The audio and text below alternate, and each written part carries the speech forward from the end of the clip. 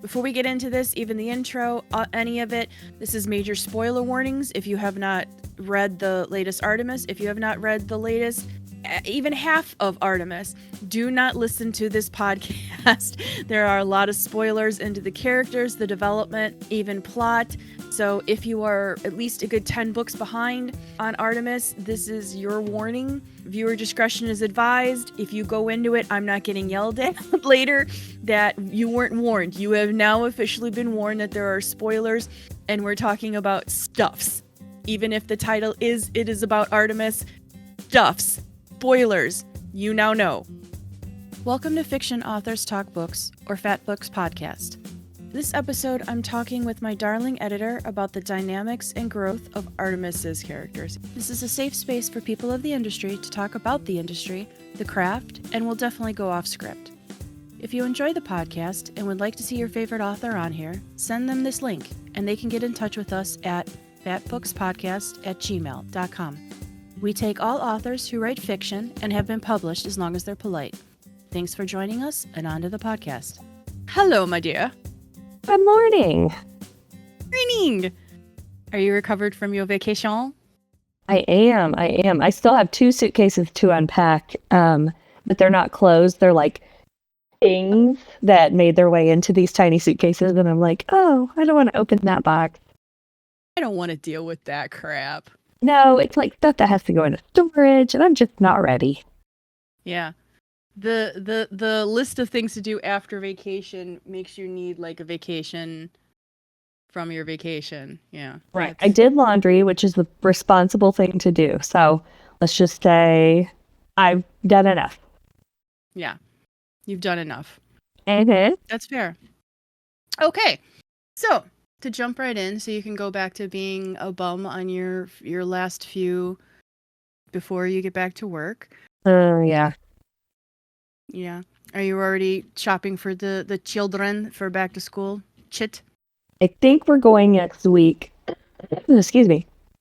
I think we're going next week. We don't have Target nearby, and so that's where the big one wants to go. She always loves to go to Target. And then the little one is starting kindergarten, so I'm trying to decide. I've asked them if they want to go together or if they want to each do their own shopping trip. So we're going to go next week. There's some outlets around here, so gotta get it going and get the school supplies. Yeah, that's a lot. That doesn't sound like fun either. It is. It's a lot of markers. No, a lot of markers. And what's funny is they end up sending them back at the end of the year like, oh, we didn't use these. So why do they always make you get them? Why are we stressing about expo markers? About what? Expo markers, dry erase markers. Oh, because they have to be that specifically? They ask for Expo, Crayola, and Gerbex. They want like the real hand sanitizer. That sounds sus. Well, and our district is like 80% free and reduced, and I'm thinking, what? You're asking for the world. Yeah. But hey, it kills the flu. We'll get the Gerbex. You know best, man. You're in the field. I am. You are the authority on the school supply list. Yeah. Well, I was going to say it's just authority in schools. So, but I mean, you can be the authority in the school supply list as well. Like you can have that title. Oh no, we get to write them. We write the school supply list. Yeah. That's extra. I didn't. I just carry it through from years past. And I'm like, well, I'm not going to rock the boat if they want to come up with the, not get the rose art, get the Crayola. I had to explain. So I don't know if you know many Marines, but the joke of crayons and Marines, that like they eat crayons basically. They're such idiots. They eat crayons. Meathead. Joke. Yeah, basically cool. Jarheads, meatheads, all that good stuff. But the guy I was telling you about, who was, a tool in the end, I said something that, like, he's making it awkward now, and now he's acting like, because I'm just saying hi to his dog, he's making it extra awkward, and, like, he's the abused one here. I was like, dude, I tried to be your friend. You don't want to be my friend? I don't care. but then like he's all like, okay, bye. Like he's like, but anyway, so I kept saying like, I'm going to just leave crayons at his door. And I had to explain that to my two friends here. Or I said wasn't going to leave him even Crayola ones. I was going to leave him generic crayons. And that's the rose art, the wax ones. Yeah.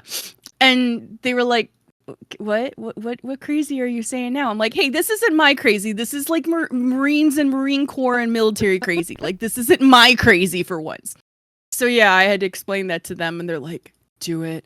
Take pictures. Just do it. Just keep leaving crayons. I was like, one, I am Midwestern nice. I don't want to start a fight with, like, I was genuinely trying to be nice. Our dogs get along, all that good stuff. So Right. like, I'm not going to now try and pick a fight with him. But yeah, so I had to explain it. Oh my God, Vader just let out the...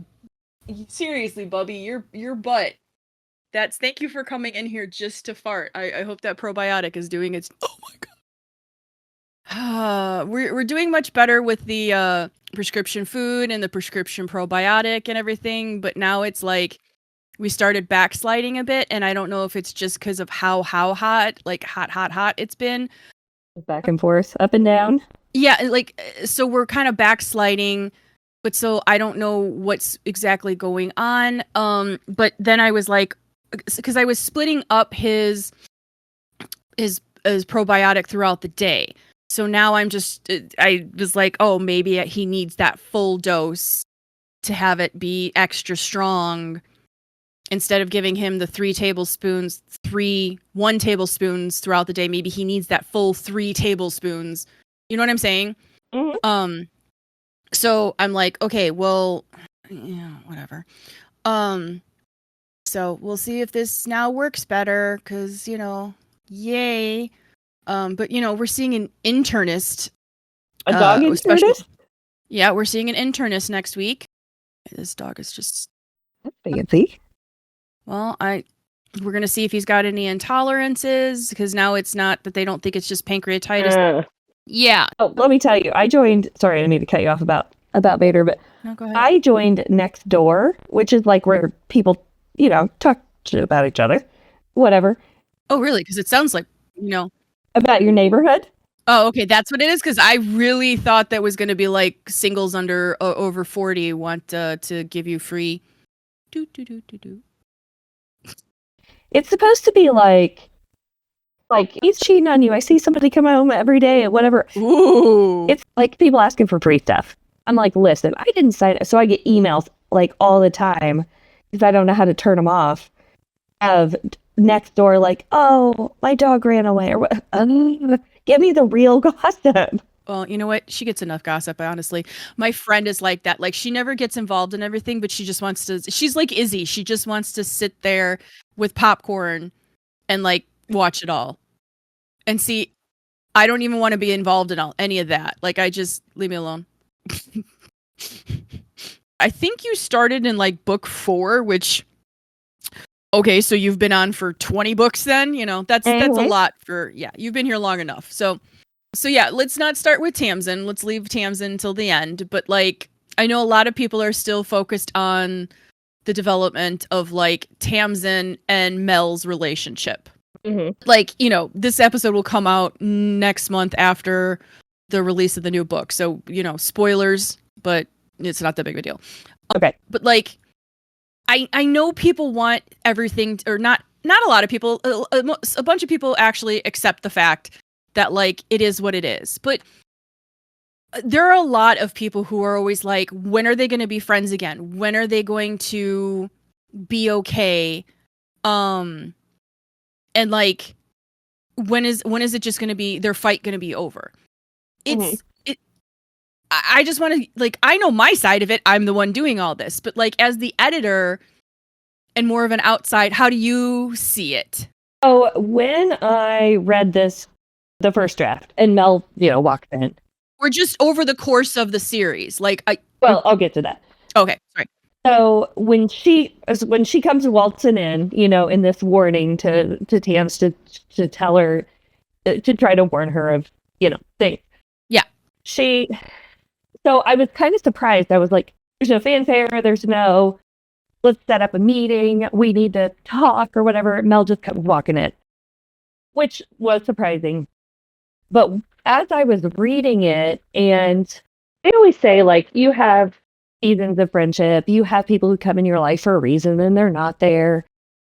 And I think that Tamsin has mourned this friendship for a while. Like, she's mourned the loss of this friend. It used to be a very hot, very touchy, very open wound. Yeah. And now, I've had friendships like this where I was super hurt or felt very betrayed or whatever. And then now it's like, right, if you walked in, I'd probably say, hey, and move on. And that's kind of what happened. Yeah. They're at peace with, we're not really friends. We're still allies by default. And I'm going to look out for you. You're going to look out for me, but we're not going to have coffee. So, or even they could have coffee, but it can't go back to the way it was. And it's not even like the bad blood. It's just, she used to be Robin. Tamsin used to be Robin to Mel's Batman, and she's going to be the queen of a planet. She can't be Robin no more. Like, it's right. And Mel doesn't, and there's no shade in that, but Mel doesn't want to be Robin. Like, it's so even the people who are like, and I'm not trying to be mean, but even like the people who are like, oh, I want to see it go back, like it needs to be fixed. It's like, how do you see that working? Like, you know what I mean? Like, I'm not trying to be mean. It's not even like I'm like saying, like, I'm upset, like they're chastising me. They're not. They're just saying like, oh, I wish it could be the way it was. And it's like, but how? I don't think it needs to be. Yeah. She wouldn't like not be Queen of Fairy. Like, I don't think they need each other anymore. And it's not like, oh, I don't need bad blood. Yeah. It's just like, hey, we've kind of established ourselves as people separately, and we're both okay with that. Yeah. I wasn't like, when she first came in, I thought, oh, this is going to be like super dramatic. And then Mel's like, hey, you better look out for this. And Tamsin's like, thanks, dude. And they go on. And so it felt like a wrap up to me, like a culmination of all of these feelings. And it was a nice, smooth, see you later, bud, kind of thing. Yeah. I wasn't looking for resolution with him just because I didn't want it. Like, Mel is too big. Like, she's too significant in the past books to be reintroduced and play a role now, because Tamsin has filled the holes. Like, she's filled those holes in her heart. Yes. Yeah. And her life is just, both of their lives are just so full now. Mm-hmm. That, like, it's gone from, you know, all the issues. And I do think it's important that even other people have said, I don't think Tamsin was a replacement for her family or the substitution for what she really wanted. Tamsin had a very important role in Mel's life to get her back to where she needed to be. They both were catalysts to get them to their, like, ultimate gaming form or whatever you want to, you know. But, like, I don't know. I mean, they can't go back. Yeah. I don't think either of them necessarily even want to go back. But, like, where do you see it maybe going? Is, I think, I that's kind of my question of, like, where do people see, they keep saying, like, oh, I want this fixed, but it's like, to me, where do you even see, how do you see that working, or where do you get a lot more insight as the editor, like, where do you see? You know, I think that they would have, like, a, not Tamsin and Stephanie relationship, but more of a professional consulting. Like, I would think that Mel being a part of the councils and being, like, Tamsin knows she can trust her. Like, even though they had these issues, whatever, Tamsin can trust her. And so placing her or encouraging her to be a part of the council and having someone always faultlessly in her corner, that's kind of her role now, and she's going to go live her life. I just don't see her being a big player. Yeah. I kind of see it, well, and again, I see it differently because I'm the one doing it. So that's interesting. Like, I definitely not knocking your way. I asked, and, like, it's always interesting to me from, like, the outside perspective For me, I see it more as like once kind of Mel makes better with Izzy, because she even admitted like she didn't put enough into that. I see it as more like every few months maybe they get together for like brunch. Yeah. And that's just kind of where they're at, because they started, or not Tamsin and Mel, but like that trio went, did the Hungus Among Us, social media stuff, and like maybe every few months they just get together for brunch, shoot the shit, try out something new, and just it's just like they were like the chat they had, where it's not contentious, it's not drama. They're adults, and we're good, but it's just not going to be what it was. Right. It's more of a reminiscing. Like if you met up with your ex-in-laws and you don't have any bad blood, you can't really talk about the past because you kind of put a stamp on it, but you can have illusions, and there's a comfortableness with it. Yeah. No, I totally agree. So what about which other ones? Where are you happy with the progression, or where are you shocked? Do you just want to go through the guys in particular, or like, I mean, would that be like the logical way of? Sure, we can do that. So Julian, I know Julian is your heart of hearts. God, everybody loves to hate on him. He is your heart of hearts, I know. Yeah, I don't know. He will always be, to me, he will always be the guy who came out of the blue light to save her and to bring her to where she needed to be. Right, and I came in later. And not save her. Wait, not save her, but give her the way to save herself when she was at her lowest and her most confused. And he's come a long way. He's come a really long way, and I don't think people give him enough credit for it. It's like they see him as a real adult. Like he was the teacher. He's a doctor. He's like 3 seconds older than her and still a twit when they met. Mm-hmm. Like give the guy a little, that's, I always think people have been too hard on him. Is he perfect? Absolutely not. That boy is messed up. That boy has had a lot of issues. That boy. But I mean, yeah, sorry, I'm talking all over you. Well, no, I didn't say anything about him. I know. I'm asking your opinion, and then I'm like, but they don't love Julian enough. God damn it. Sorry, but go ahead. Yeah. So what do you think about Julian and the progression? So of course he has overcorrected. He's not your favorite though, He's right? Not my favorite. No, he has overcorrected, in my opinion, on some of his, I'm in your corner, I'm here for you, I'm at your beck and call, Oh yeah. Which is what he was supposed to do. Like he definitely needed to course correct and then some. I think that him standing up to his mom was significant and saying, you absolutely cannot be a grandmother. But I do have sympathy for her just because she's very clearly a broken person. And who knows what was done to her and to make her turn out the way that she did. Mixed feelings about that. But Julian is, he's the gold standard, right? He's doing exactly what he's supposed to do. So I don't have a lot to say about him. He's done what he's supposed to do and kind of tied it up with a bow. But more than that, I think he's come a lot into his own, because it's not even that he's doing it for Tams. I think he's doing it for himself. Mm-hmm. I think he's realizing how even from so long ago that relationship was toxic for him. He's realized that he didn't like teaching. Everybody else liked teaching for him. He likes the business aspect of being on the boards, and while he's excited to help with like framing the education system for Fairy as his role in the future, this is what he wants now.